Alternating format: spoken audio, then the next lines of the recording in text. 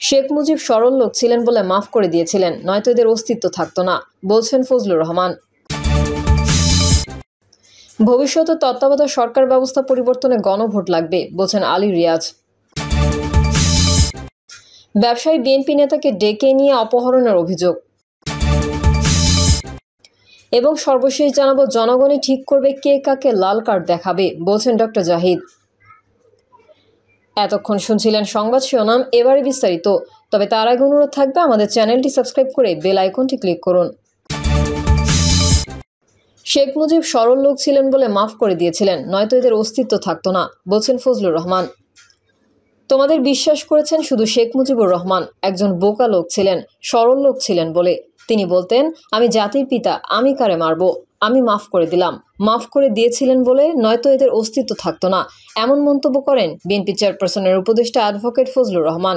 শেখ মুজিব সম্পর্কে তিনি বলেন, লোকটা তার মুখে স্লোগান দিল, তুমি কে আমি কে বাঙালি। লোকটার নাম হলো খুব খারাপ। শেখ মুজিবুর রহমান খুব খারাপ মানুষ।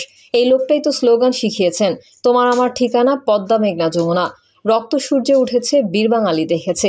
এই লোকটাই তো ৭০-এর ইলেকশনে পাশ করছে, সারা পাকিস্তানকে হারিয়ে দিয়েছে বোর্ডে। তিনি আরো বলেন, তারপরে বলছেন, প্রত্যেক ঘরে ঘরে দুর্গ গড়ে তোলো, তোমাদের যা কিছু আছে তাই নিয়ে শত্রু মোকাবেলা করতে হবে। এই কথা বলেছেন ৭ই মার্চ। তারপরে ২৫শে মার্চে পাকিস্তানিরা আক্রমণ করেছে, তাকে ধইরা নিয়ে গেছে, সব পালিয়েছে। একজন বীর সন্তান ২৭শে মার্চ ১৯৭১ সালে চট্টগ্রাম কালুরঘাট বেতার কেন্দ্র থেকে বলছেন, I major Zia do hereby declare independence of Bangladesh on behalf of our great beloved leader Bangabandhu Sheikh Mujibur Rahman. প্রথমে নিজের নামে কইছে, পরে বঙ্গবন্ধুর নামে।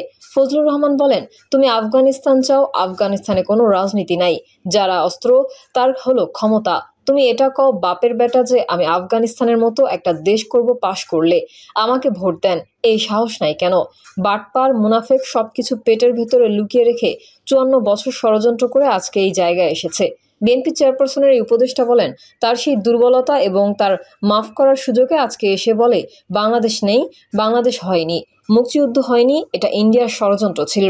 নিজের সম্পর্কে তিনি বলেন, আমার মতো যারা বলে না হয়তো বলতে পারে না, আমার মতো বলে না যারা, তারা হয়তো বলতে চায় না। আমার মতো যদি আমার দলের কেউ না বলে, হয়তো তাদের ভিন্ন কোনো চিন্তা আছে, আমি অতটা বুঝি না। তারা আমার চেয়ে মহাজ্ঞানী, কিন্তু আমি হলাম ব্যাক্কেল। তিনি আরও বলেন, আমার যে ফজু পাগলা বলে, সেই লোকটা আমার এলাকা ইটনায় গিয়েছিল ওয়াজ করতে, নামও বলতে পারি। সে নাকি একটা এমপি ইলেকশনে দাঁড়াইছে একটা এলাকাতে জামায়াতে ইসলামী থেকে। দেখি তো বাপের বেটা জামানতটা কতটা বাঁচে।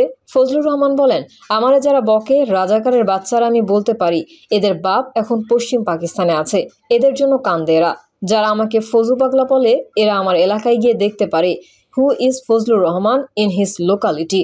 ২ বার আব্দুল হামিদ আমার সঙ্গে ভোটে ফেল করছে। ভবিষ্যতে তত্ত্বাবধায়ক সরকার ব্যবস্থা পরিবর্তনে গণভোট লাগবে, বলছেন আলী রিয়াজ। বিদ্যমান সংবিধানের তত্ত্বাবধায়ক সরকার অন্তর্ভুক্তির পর ভবিষ্যতের তত্ত্বাবধায়ক সরকার ব্যবস্থা পরিবর্তন করতে গণভোট লাগবে বলে জানিয়েছেন জাতীয় ঐকমত্য কমিশনের সহসভাপতি অধ্যাপক ডক্টর আলী রিয়াজ। অধ্যাপক আলী রিয়াজ বলেন, বিদ্যমান সংবিধানের তত্ত্বাবধায়ক সরকারের অন্তর্ভুক্তির পর ভবিষ্যতে সংবিধান তত্ত্বাবধায়ক সরকার ব্যবস্থা পরিবর্তনের ক্ষেত্রে গণভোটের প্রয়োজন হবে। তত্ত্বাবধায়ক সরকার পুনঃপ্রতিষ্ঠার ব্যাপারে রাজনৈতিক দলগুলোর মধ্যে কোনো রকম মতভিন্নতা নেই বলে এই ব্যবস্থা পরিবর্তনে গণভোটের কথা বলা হয়েছে। আগামী সপ্তাহে তত্ত্বাবধায়ক সরকার প্রধান নিয়োগের ব্যাপারে ঐকমত্য প্রতিষ্ঠার আশাবাদ ব্যক্ত করেন তিনি আরও বলেন, যেহেতু রাজনৈতিক দল এবং জোটগুলো এই বিষয়ে একাধিক আলোচনার পরও ঐকমত্যের জায়গায় পৌঁছাতে পারেনি, সেহেতু দল এবং জোটগুলোর পক্ষ থেকে এই বিষয়ে সিদ্ধান্ত গ্রহণের ভার কমিশনের ওপর অর্পণ করা হয়েছে। ব্যবসায়ী বিএনপি নেতাকে ডেকে নিয়ে অপহরণের অভিযোগ। সোনাগাছি উপজেলার চরখন্দকার এলাকায় চুরি ডাকাতি চাঁদাবাজ সংঘবদ্ধ চক্রের বিরুদ্ধে সরব হওয়ার পর ভয়ঙ্কর পরিণতির শিকার হয়েছেন সিরাজুল হক বাদশা নামের এক ব্যবসায়ী। তাকে রাতে বাড়ি থেকে ডেকে নিয়ে পরিকল্পিতভাবে অপহরণ করা হয়েছে বলে অভিযোগ রয়েছে। ভুক্তভোগী বাদশা সদর ইউনিয়ন চরখন্দকার গ্রামের মজিবুল হক মেম্বার বাড়ির বেলাল হোসেনের ছেলে। তিনি সদর ইউনিয়ন বিএনপি ৯ নং ওয়ার্ডের সাধারণ সম্পাদক। বাদশার ভাই আজিজুল হক যুগান্তরকে জানান, সম্প্রতি এলাকায় ঘটে যাওয়া চুরি, সন্ত্রাস ও চাঁদাবাজির বিরুদ্ধে আমার ভাই বাদশা প্রতিবাদ করে আসছিল। সেই বিষয়টি নিয়ে সংবাদ সম্মেলন ও একাধিকবার প্রশাসনকে জানিয়ে প্রশাসনের সহযোগিতা চেয়েছিল। এলাকায় আমার ভাই চোর ডাকাতের বিরুদ্ধে সবসময় প্রতিবাদ করত।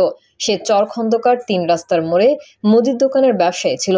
ভুক্তভোগীর স্ত্রী তাসলিমা আক্তার যুগান্তরকে জানান, ২০২৪ সালের ৫ই আগস্টের পর থেকে সোনাগাজীর চর খন্দকারের শুকুর ডাকাতের ছেলে সুজন ডাকাত, শফির ছেলে লিটন, দুলাল ডাকাত ও তাদের সংঘবদ্ধ চক্রটি দিনরাত চর খন্দকারের মাছ লুট, চাঁদাবাজি, চুরি ডাকাতি সহ হরেক রকম অপকর্ম করে যাচ্ছিল।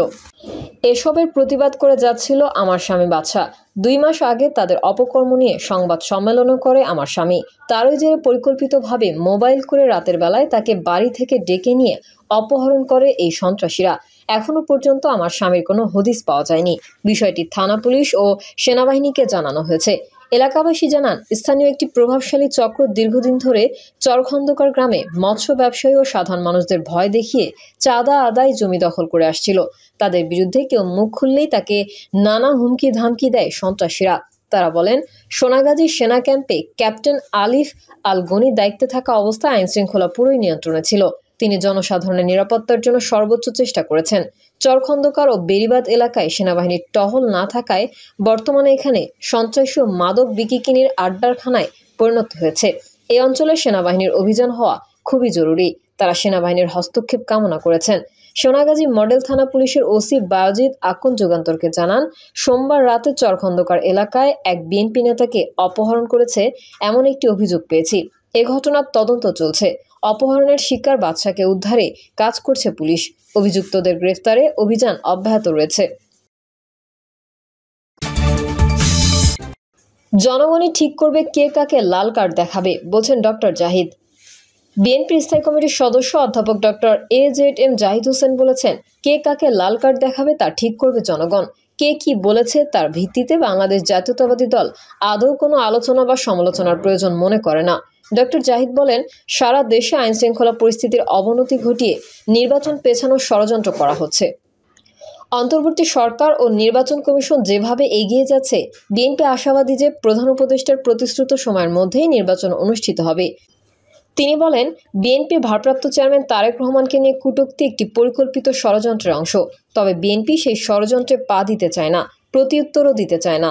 তারেক রহমানের নেতৃত্বে বাংলাদেশের মানুষ গণতন্ত্রের জন্য উন্মুখ হয়ে আছে। বিএনপি কখনো অন্যায়কে প্রশ্রয় বা সমর্থন দেয় না। আমরা অপরাধীদের বিচার চাই, দেশের প্রচলিত আইন অনুযায়ী বিচার হোক, এটাই বিএনপির অবস্থান। বিএনপি কোনো মব সন্ত্রাস চায় না। প্রিয় দর্শক, এই ছিল এখনকার সর্বশেষ সংবাদ। আপডেট সহ সংবাদ পেতে চ্যানেলটি সাবস্ক্রাইব করে বেল আইকনটি ক্লিক করুন। কমেন্টে আপনার মতামত জানিয়ে আমাদের সাথেই থাকুন। ধন্যবাদ সবাইকে। আল্লাহ হাফেজ।